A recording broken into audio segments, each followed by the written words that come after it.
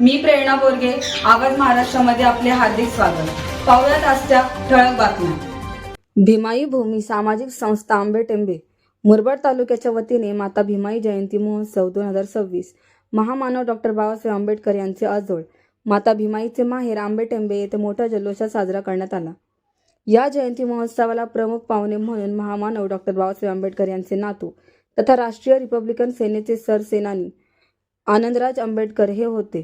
त्यांनी आपल्या भाषणात माता भीमाईचे आंतरराष्ट्रीय स्मारक अधिक चांगले सरकारकडून करून घेणार असून जास्तीत जास्त निधी मिळण्यासाठी प्रयत्न करणार असून यथोचित स्मारक होण्यासाठी सर्वांनी सहकार्य करण्याचे आवाहन केले.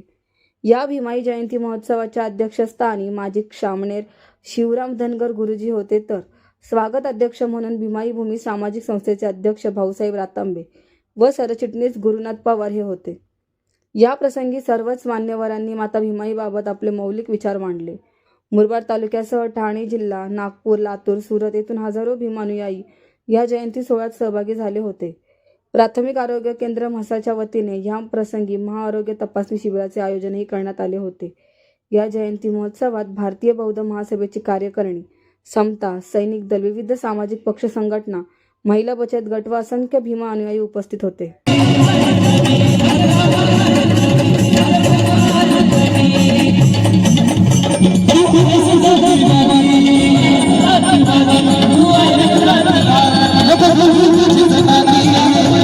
अनेक प्रश्न, कारण शिक्षण, रोजगार आणि आरोग्य या तीन गोष्टीवर हे भीमाई स्मारक उभं राहावं ही आमची मनापासून इच्छा आहे साहेब.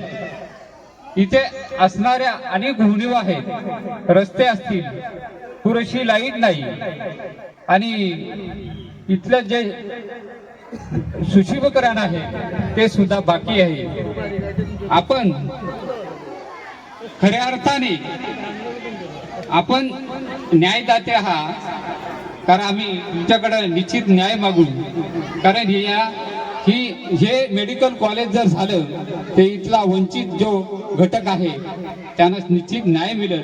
मी जाता जाता साहेबांना एवढंच सांगेन का आपण ह्या भीमाईच्या कारण निश्चित लक्ष द्याल ना. आम्हाला खात्री आहे तुम्ही हे काम निश्चित तुमच्याकडून होईल. तेवढ्याच गेल्या अनेक वर्षापासून भीमाई भूमीमध्ये भाऊसाहेब रातांबे आणि गुरुनाथ पवार आणि यांची संपूर्ण टीम या ठिकाणी हा जयंतीचा कार्यक्रम साजरा करतात. फार मेहनत घेऊन हा कार्यक्रम ते नेहमीच यशस्वी करण्याचा प्रयत्न करतात. त्या कार्यक्रमासाठी आपले सर्वांचे आदरणीय नेतृत्व, ज्यांना आपण सरसेनापती म्हणतो, ते तुम्हा आम्हा सर्वांचे आधारस्तंभ माननीय आनंदराज आंबेडकर साहेब या ठिकाणी उपस्थित झालेले आहेत. त्यांना सुद्धा मी सविनय क्रांतिकारी जय भीम करतो. साहेब, गेल्या अनेक वर्षापासून या ठिकाणी या भीमाई भूमीमध्ये हे लोक चांगल्या पद्धतीमध्ये काम करतात. मात्र या ठिकाणी अनेक उणीवा आहेत. आपल्या माध्यमातून आपण जर त्या उणीवा शासनापर्यंत पोहोचवण्याचा प्रयत्न केला तर फार चांगलं होईल. भाऊसाहेबांनी सांगितलेलं आहे, त्यांनी सूचना मगाशी मांडल्या की या ठिकाणी मेडिकल कॉलेज झालं पाहिजे, चांगल्या पद्धतीमध्ये शाळा उभारली पाहिजे. या ठिकाणी आता छोटे मोठे कामं सुरू आहेत. भविष्यामध्ये या ठिकाणी मोठ्या प्रमाणामध्ये या ठिकाणी भीमाई स्मारक होणार आहे. संपूर्ण महाराष्ट्रातून, देशातून या ठिकाणी जनता उपस्थित राहणार आहे.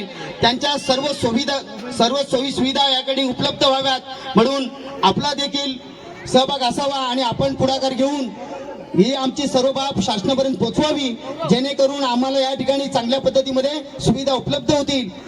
अतिशय चांगल्या पद्धतीमध्ये या ठिकाणी ही टीम काम करते. गेल्या अनेक वर्षापासून चांगल्या पद्धतीमध्ये काम करत असल्यामुळे आज या ठिकाणी आपण पाहतोय की या ठिकाणी फार मोठ्या प्रमाणात महाराष्ट्रातून तमाम या ठिकाणी जनता आलेली आहे. मी या ठिकाणी अधिक वेळ घेणार नाही. मी माझ्या अन्याय अत्याचार निर्मूलन समितीच्या वतीनं मी या ठिकाणी माता भीमाई यांना अभिवादन करतो आणि थांबतो. अधिकारी या सर्वांना माता भीमाईच्या जयंतीनिमित्त हार्दिक हार्दिक शुभेच्छा देतो. खरं म्हणजे हे आज ही जी भूमी आहे ही थोडीशी आड वळणावर आहे. इथे कुठच्या रेल्वेचं साधन नाही. या इथे खऱ्या अर्थानं या दिवशी कमीत कमी मुरबाडवरून तरी एसट्या सोडायला पाहिजे, ते सुद्धा इथे केलेलं नाही. खरं म्हणजे अत्यंत दुर्दैवी आहे. आणि यासाठी मी लवकरच या कमिटीचे अध्यक्ष भाऊसाहेब रातांबे आणि त्यांच्या सर्व टीमला सांगणार आहे, तुमच्या ज्या मागण्या आहेत त्या घेऊन आमच्या ऑफिसला या, आपण सरकारमध्ये जाऊन भेटू. आणि हे जे काही प्रश्न आहेत की या इथे रोड नाही, या इथे कुठची व्यवस्था नाही आणि त्यामुळे अत्यंत गैरसोय होते, या इथे एवढा मोठा समाज आज उपस्थित आहे परंतु कसल्याही प्रकारची या इथे व्यवस्था नसल्यामुळं लोकांना प्रचंड म्हणजे या इथे म्हाताऱ्या माणसांना चालत येणे तर अति कठीण आहे अशी परिस्थिती आहे. रोड झाला तर इथे गाड्या येऊ शकतील आणि ही जी जागा दिली आहे ती एका कोपऱ्याला दिलेली आहे, जणू काही गावाच्या बाहेर असल्यासारखाच. मग ज्या पद्धतीने पूर्वी आमचे राजवाडे गावाच्या बाहेर असतात तशाच पद्धतीनं हे भीमाईचं स्मारक सुद्धा गावाच्या बाहेर दिलंय. हे म्हणजे खरं म्हणजे बरोबर नाही. परंतु आज आपण या इथे सुद्धा मला वाटतं की अत्यंत चांगल्या पद्धतीने भीमाईचं स्मारक आंबेडकरी समाज ठरवलं तर नक्कीच करेल, याबद्दल प्रश्न नाही. आज हळूहळू या भीमाई स्मारकाबद्दल जागृती येत आहे आणि महाराष्ट्रामधल्या वेगवेगळ्या जिल्ह्यामधून लोक आज नांदेड पासून, वाशिम पासून, अकोल्यापासून, बीड पासून अनेक लोक मला इथे भेटली. प्रचंड लांबून आलेली लोक इथे आहेत आणि त्यामुळं अनेक लोक पहिल्यांदा इथे आलेले आहेत. त्यांना हे पहिल्यांदा भीमाईचं गाव, खरं म्हणजे भीमाईबद्दल बोलायचं झालं तर भीमाई या सुभेदार घराण्यातल्या त्या मुरबाडमध्ये हे सुभेदार घराणं त्या काळामधलं अत्यंत श्रीमंत घराणं, त्यांचा या मुरबाडमध्ये मोठा वाडा आणि अत्यंत चांगल्या पद्धतीनं ही मंडळी राहायची. कारण ही मंडळी त्यावेळेस ब्रिटिश सैन्यामध्ये होती आणि त्यामुळे एक वेगळ्या प्रकारचं वातावरण त्यांच्या घरामध्ये होतं. आणि रामजी बाबा सुद्धा मिलिटरीत असल्यामुळं सुभेदारानं आपल्या कन्येला रामजी बाबांशी लग्न लावलं.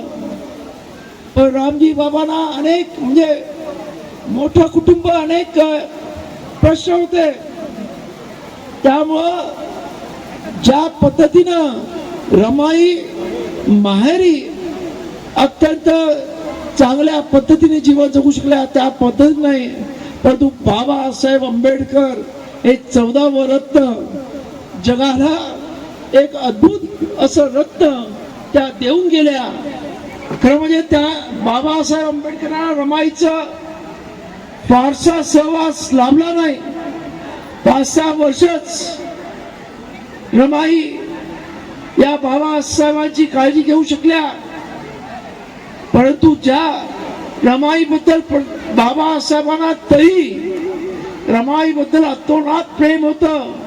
आपल्याला माहित आहे की त्यानंतर रमाईचं जे काही वस्तू रामजी बाबांनी दुसऱ्यांना दिल्या तेव्हा बाबासाहेबांची अत्यंत वेगळ्या पद्धतीची रिॲक्शन आपण पाहिलेली आहे. त्यामुळं बाबासाहेब एवढ्या लहानपणी सुद्धा रमाईने त्याच्यावर केले संस्कार, केलेलं प्रेम हे आयुष्यावर विसरले नाही असं म्हटलं तर वावं ठरणार नाही. तेव्हा अशा रमाईचं भीमाईचं हे अत्यंत चांगलं असं स्मारक या इथं झालं पाहिजे. खरं म्हणजे इतक्या वर्षानंतर आज भीमाईच्या बद्दल समाजामध्ये जागृती येत आहे, ही एक आनंदाची गोष्ट आहे.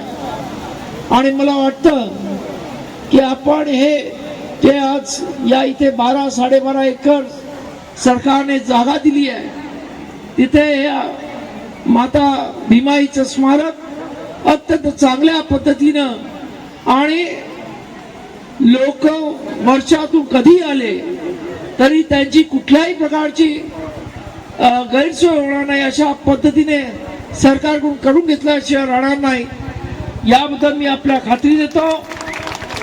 आणि आता आपण पाहिलं असेल की बाजूला सुद्धा खऱ्या अर्थाने त्या स्मारकाची सुरुवात झालेली आहे, पण अजून मोठ्या पद्धतीनं जास्त या स्मारकासाठी फंड आणून हे स्मारक भीमाईचं यथोचित स्मारक कसं होईल या दृष्टिकोनातून आपण नक्कीच प्रयत्न करू. आणि आपण सर्वांनी सुद्धा यासाठी काही आंदोलन करायची गरज लागली तर तुम्ही सुद्धा आम्हाला साथ द्या असं मी आपल्याला विनंती करतो. आणि या इथं या माता भीमाई भूमी सामाजिक संस्था आंबेटेंबे याच्या सर्व कार्यकर्त्यांना मनापासून धन्यवाद देतो की त्यांनी हा कार्यक्रम चांगल्या पद्धतीने हा इथे राबवत आहेत, अनेक वर्षापासून राबवत आहेत. आणि माता रमाईचं माता भीमाईचं स्मारक हे अत्यंत सुंदर पद्धतीने ते करून घेतील. आणि त्यांना जी काही मदत लागेल ती करण्यासाठी मी आपल्या खांद्यास खांदा लावून तयार राहीन एवढं आश्वासन देतो. परत एकदा आपल्या सर्वांना माता भीमाई जयंती निमित्त लाख लाख शुभेच्छा देतो.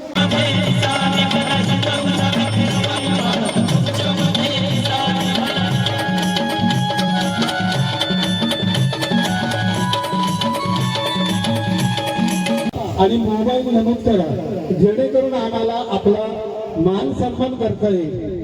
आलेल्या सर्व उपस्थितांना एक सूचना आहे, आपण ज्या संस्थेच्या एखाद्या संघटनेच्या माध्यमातून आलेले असाल तर आपलं नाव त्या रजिस्टरवर नोंद करा आणि ते आमच्यापर्यंत पोहोचवा, जेणेकरून आम्हाला आपला मान सन्मान करता येईल. गेल्या अनेक वर्षापासून वसा परिसर आणि या समितीवरील या सर्व सभासद अतिशय अथक प्रयत्न करून आणि हा आपला भीमाई जयंतीचा कार्यक्रम गेल्या अनेक वर्षापासून अतिशय जोमाने आणि उत्साहाने संपन्न करत आहात. मित्रांनो, नक्कीच हे जे काम गेल्या अनेक वर्षापासून अविरतपणे चालू आहे त्याचे आयोजक अनेक प्रकारे या ठिकाणी मेहनत घेतात, त्यांचं नाव घेणं या ठिकाणी क्रमप्राप्त ठरतंय.